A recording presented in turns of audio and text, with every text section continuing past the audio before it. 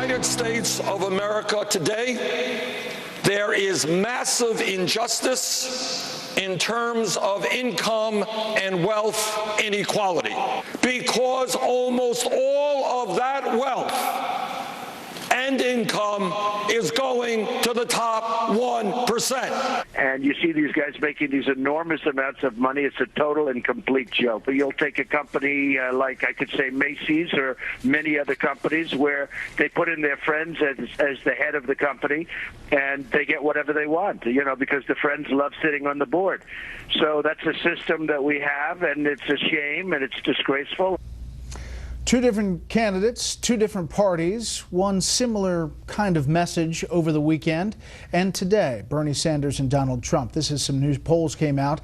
The Washington Post ABC poll out nationally has on the GOP side, Donald Trump again surging to the top, 33% support with Dr. Ben Carson at 20%. If you add up all the rest of the candidates, they don't equal the top two. On the Democratic side, Hillary Clinton has seen major slippage here. In fact, 1/3 of her support has disappeared since July. The biggest drop in this poll came among women. So let's start with the Democrats and bring in our panel. Syndicated columnist George Will, A.B. Stoddard, associate editor of The Hill, and syndicated columnist Charles Krauthammer. George, before we begin on talking about politics. Mrs. Will works for Scott Walker. But we're starting with the Democrats. Good. So, George. Well, Bernie Sanders is a curious case. If there's a federal truth and labeling agency, they ought to look at this man who says he's an outsider. Outside of what?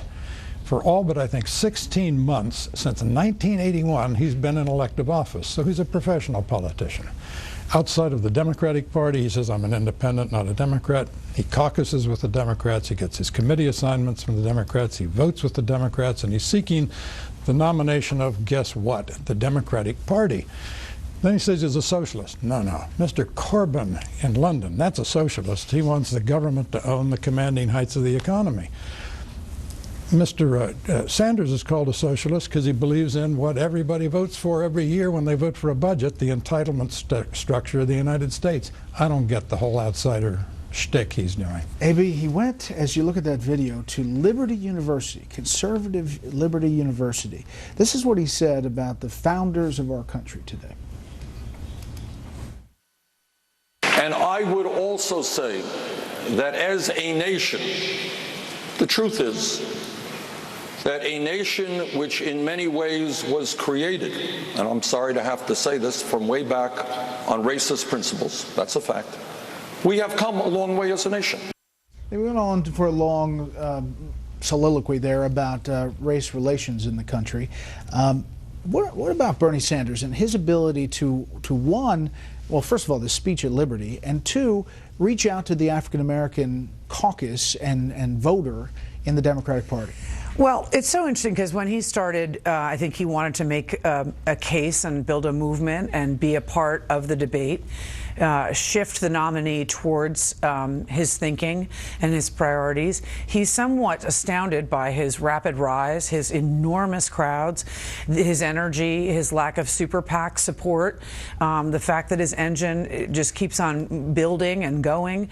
And what he's doing is he learned within a few months that he had largely sort of a hyper-educated white progressive following, and that he was not going to challenge Hillary with certain constituencies, including African Americans, with whom she was much stronger, and women, and there was a gender gap there. Now what's happening is he's taking, he loves to tell hard truths about, race relations anyway, but now he's actually going to tough audiences. He's expanded his outreach to African American Democrats pretty aggressively, and he's going to places like Liberty to try to show Democrats it's not so crazy to think of me as the nominee.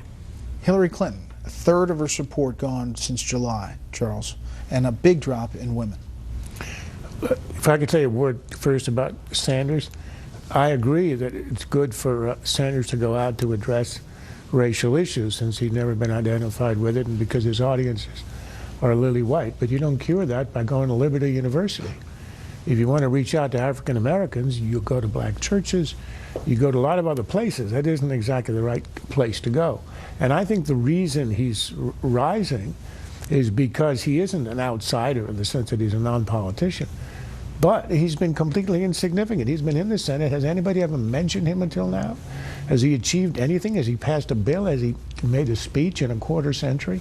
No, he's been sitting there as the sort of lone socialist.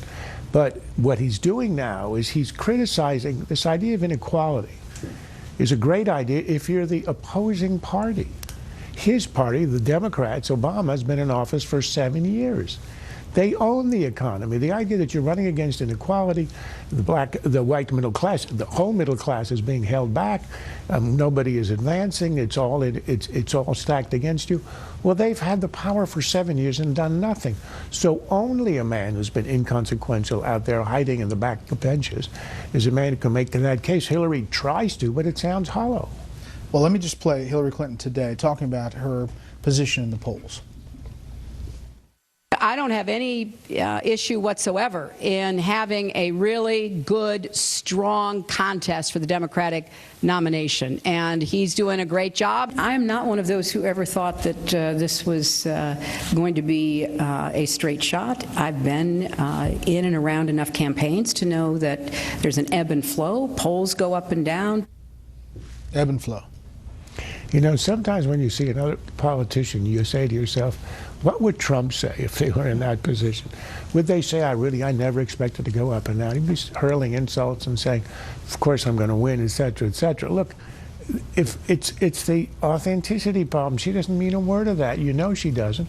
So skip the question and go on to something else. All right, next, the GOP side. Carly Fiorina has seen her polls increase slowly. She had a bit of a dust-up with Donald Trump after that Rolling Stone interview in which he referenced her face. She came out with a new ad today. Ladies, look at this face. Note to Democrat Party, we are not a special interest group. We are the majority of the nation. This is the face of a 61-year-old woman. I am proud of every year and every wrinkle. Does that work, George? I think it does. I think she has a real gift for the counterpunch. And that's something that Donald Trump, being a sort of native puncher and somewhat of a bully, is not used to. It'd be nice to see him get punched around by a woman. But if you accept the fact that it's unlikely that the American people are going to, the Republican Party is going to nominate someone who's never held elective office before, something they rarely do and haven't done since Eisenhower, who was a world historic figure before he became president, then you look at that poll we had up there, and the leader is George Bush at 8, and the worst person in the poll at 1% is only 7 points behind the leader. So in this very strange year, you have to look at the most plausible and the least plausible, and it sorts itself out in a different way. I think that Carly Fiorina is uniquely positioned because she is an outsider with Trump and with Carson, but she's much more, she's an extremely savvy candidate. And I think her response, her comeback, which took advantage of her appeal to women, she never mentioned Trump. It showed she was quick thinking. I mean, she turned this around right away over the weekend. She reminded them they were the majority of the nation. She's just a, I'm very curious to see how she behaves in this debate on Wednesday, because she's a very, very shrewd candidate. Yet Trump continues to dominate. Tonight he's in Dallas with thousands and thousands turning out. I hate to not answer a second question, but did you notice in that ad how odd it is and clever? She took a punch or counterpunch at Trump, and she hit Hillary square in the face. That was not an ad against Trump, or at least it wasn't. It wasn't framed as against Trump. Of course, he occasioned it, but it was an act at Democrats who weren't the ones who said, "Look at that face." It establishes her as a female counterpart to Hillary, and anybody who believes if you want to elect a woman, you have to elect Hillary. But I think it's a really clever ad in that she starts somewhere. She jiu-jitsu Trump right into Hillary. That's not easy to do. All right, call audible here. That's all right. You were asking. Well, you can just do your own panel if you want. we can do that here. We're going to call it audible. I want to talk about Scott Walker, his fall in the polls, and his talk tonight about big labor. Let's hear this.